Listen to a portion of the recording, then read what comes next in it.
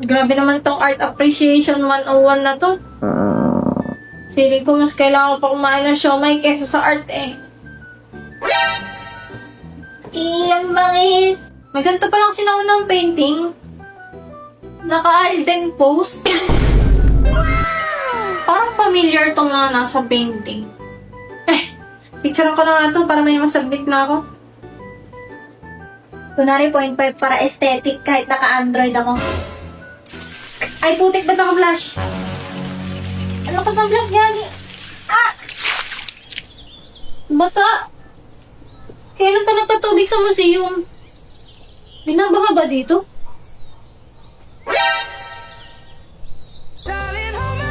Nothing beats a Jet2 holiday. And right now, you can save £50 per. What the dog doing? What happened, Bella? Naging historical bigla yung paligid? May nag-shooting ba ng historical drama ngayon? Binibini, hindi mo mabatid na ang buwak na ito ay hindi isang paliguan? O sadyang kulang ka lamang sa bait? Ay, over naman sa judge. Hindi po ako kasali sa shooting. Cut po muna. Saan na ba ako? Shooting? Cut? Mga salitang banyaga sa aking pandinig. Ganyan pa man, ipinapayo ko na ikay magpalit ng kasuotan bago ka pa makapagdulot ng eskandalo sa buong lugar dahil sa iyong kawalan ng pagiging disente. Okay na po. Awat na.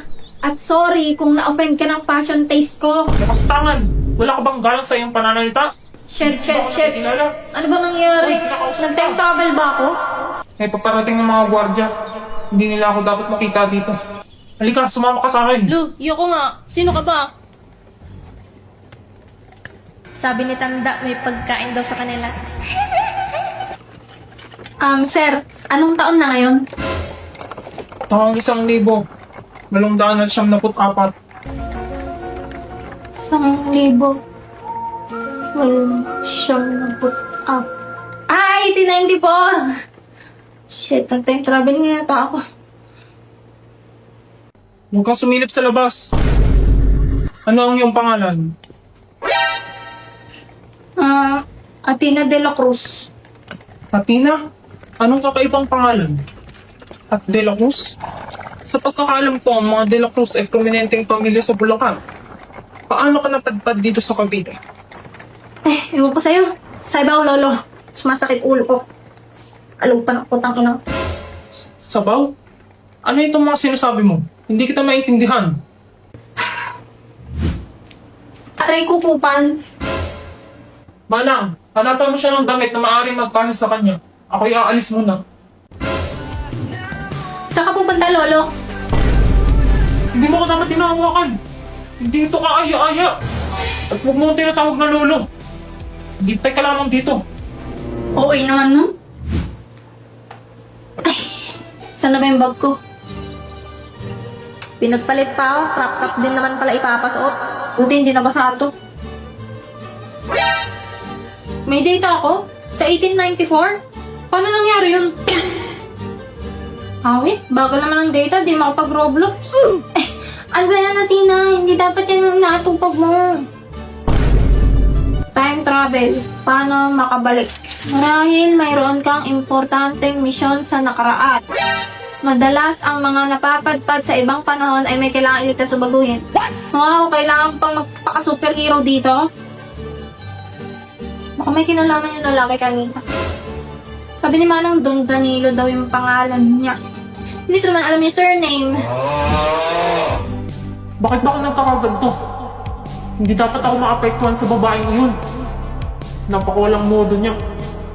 At lolo? Ako? Hindi ako matanda.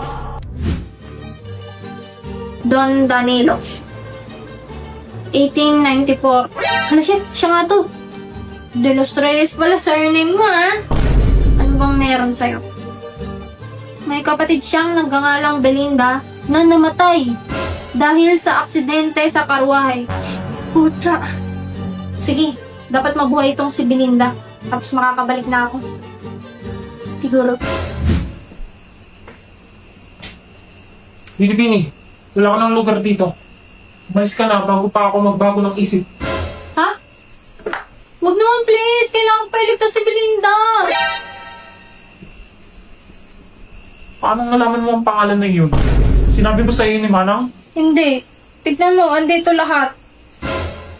Ano ito? Binunyag mo ba ang lahat ng sikreto ko? Ano ka? Isang espiya? Hindi, wala akong kinalaman dyan Kahit sino malalaman to, basta i-search lang dito. Tignan mo, ay kagalapan ng 1894. Ay, magkakaroon ng imagsikan. Imagsikan nga ni! Paano niya nalaman yun? Samantalang sa isip ko palang binabalak ang lahat. Bukas, pupuntahan natin si Belinda. Yes, maniniwala ka rin sa akin.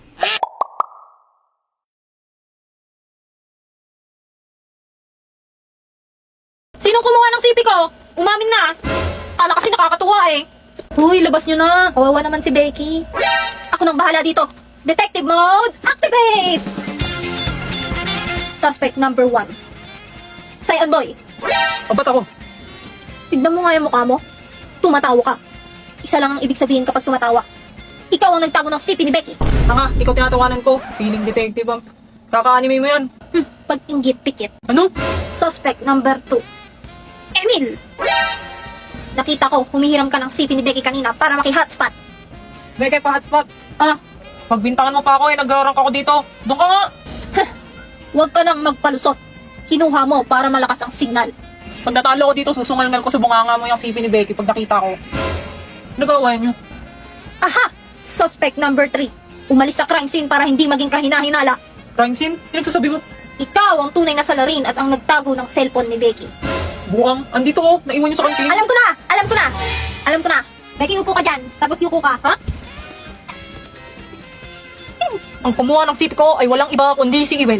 Halatang halata dahil ang ebidensya ay nasa kamay na niya. Huli ka, Balbon. Mangis!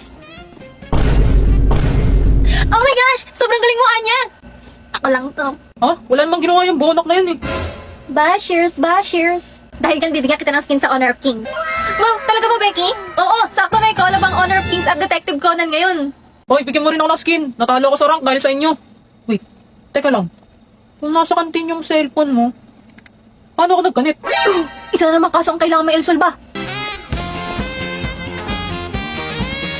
Ikaw pala? Kanina pa ako hanap kung sinong nakakonect sa akin. Give me your phone. Alam niyo yung nasa handbook na bawal mag-cellphone sa school unless may emergency? Hey! Ikaw, Miss Warder! Bakit ka tumatabling sa sahig? Go back to your seat! Hostage to, walang kikilos ng masama. Ikaw ang kumikilos ng masama dito, boy. Di mo ba kami kilalaan ngayong festival ko pa ng gulo? Hoy, taga kabilang section ka, no? Imposible naman may makapasok na kriminal sa school na to. Sinasabotage mo ba kami? Uy, baba mo yan! Hindi pa kami tapos mag-decorate ng room! Desmond, isuot mo to. Ano? Pag di mo sinuot yan, sisirain ko lahat ng nandito. Isuot mo na, Damian!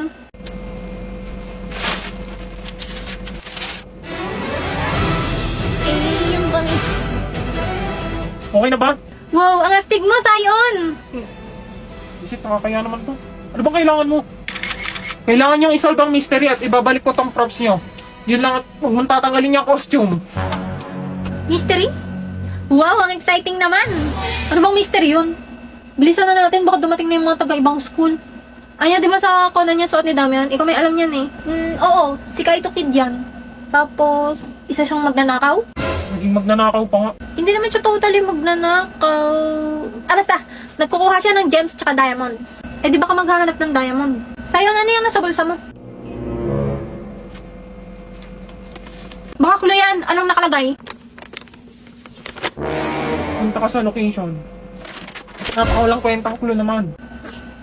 Ayun, sa lamesa. Tingnan niyo may diamond. Ano to? QR code? Hanep, napaka no-brainer naman ang mystery na to. Congratulations! Kayo ay invited sa Hamilton Hall. Kami ay nag-host ngayong festival ng Honor of Kings Competition. Ang mananalo ay maaaring makakuha ng Kaito Kid at Conan na skin. Woo! Acting yan. Hi! Andito ba kayo para mag-register para sa competition? Hindi! Ibalik yung props namin! Guys, dito ang pila ng bilihan ng picture ni Damian ng nakakaito kid. Ano? Nakapabili niyan lahat! Ano? Your team has destroyed a turret. Legendary. Live update! Ako to si Bay Sushi. Guys, pagpasensyahan nyo na kung ano itsura ko sa vid na to. Kaya ang normal mode ko at ang pinaka-haggard kong itsura. At dahil medyo sumakses na nga tayo, nakakapag-rent na ako ngayon ng mas malaking space. Dati kasi sobrang sikip ng pinagbividyohan ko. Pag sasayaw ako, ayan, di ko man lang ma-stretch yung kamay ko. Tapos hindi man lang ako makatumbling ng maayos. O yan, ngayon, paldo. Kayang-kaya na tumambling. Ayan, sinimulan ko na magwalis-walis. Siyempre, lilinisin ko muna yung kwarto. Alangan naman dudumihan ko. Tapos ayan, nagmap na ako. Sinabon-sabon ko yung sahig. Dahil sobrang bagal kong mag-map, ikakwento ko na lang kung anong nangyari sa akin nung weekend. So yun, nung Sabado, nag-Airbnb kami ng mga tropa. Ang inang accent yan. First time ko mag-voice over pero legit pala talaga magiging ganito yung accent pag nagvo-voice over. Tapos nag-cosplay ako ng Levi. Levi! Oh, Levi! You're so strong! Si Levi Ackerman. Boom! Putang inang sarap! Tapos nung linggo, umattend naman kami ng con sa SM North. Ang cosplay ko naman nun si Freeren. Ayan, di ba? From Ekalal to Eyabab real quick. Ay, salamat. Tapos na siya mag-map. Ngayon naman, nagpupunas-punas na ako dyan ng mga furniture na natira galing sa dating may-ari. Inuna ko na nga dyan yung aparador. Tapos sinunod ko yung cabinet. Kaso sobrang taas nung cabinet. Kaya sinukuhan ko na lang yung part na to. Katapos nun, naligo muna ako kasi lalabas ako mamaya para bumili ng gamit. Tapos yan, naglipat na ako ng mga gamit ko sa kwarto. Tapos isa-isa ko ng inon plastic yung mga gamit ko. Yung mga damit nilagay ko sa aparador. Dito nga, umepal-epal pa yung kapatid ko at pina-showcase yung mga props na meron ako. By the way, hindi akin yung stuff ni Freeren. Pinahiram lang sa akin yan. Ininto ko muna yung paglalagay ng mga damit kasi aalis na kami. Ayan, nakasakay na ako sa motor. Nilagyan ko pa ng star yung pimple ko kasi akala ko mukhang cool pero mukha pala akong tanga. Nandito na ako ngayon sa loob ng SM at may malaking Pikachu nga dito. Ang bangis! Bumili nga pala ako. Bumili nga pala ako ng hook para may sabitan yung green screen ko. Tapos simpleng kain lang ng ramen. Uuwi na ako. Sabi ko tama na pero sabi mo sa akin umilit ng panang. Ayan, nag-thirst trap pa nga siya habang may bit-bit na upuan. Bawat ka naman niya. Pagka uwi ko, tinuloy ko na nga yung paglalagay ko ng mga damit at iba pang gamit. Kaso napagod na ako kaya natulog na ako. Tomorrow is another day. Ayan, pagkagising ko, back to work agad ako. Pasensya na sa suot ko. Ang pangit ng pajama ko, boy. Natakpan ko na lang yan kasi baka matapakan kayo ng malaki kong... Pagtapos ko nga magkabit ng mga hooks, bumalik na ako sa paglalagay ng mga gamit ko. Haba naman ang video na to.